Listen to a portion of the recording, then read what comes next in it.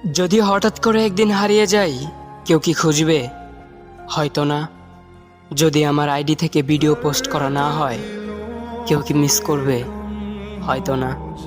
ইনবক্সে মেসেজ আসবে কিন্তু সিন হবে না, রিপ্লাই পাবে না, পরে থাকবে ওইভাবেই।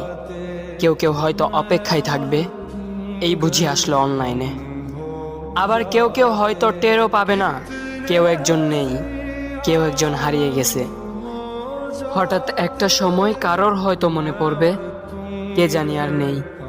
কষ্ট করে নামটা সার্চ করবে, পুরনো ভিডিওগুলো দেখবে আর ভাববে হুট করে কোথায় চলে গেল।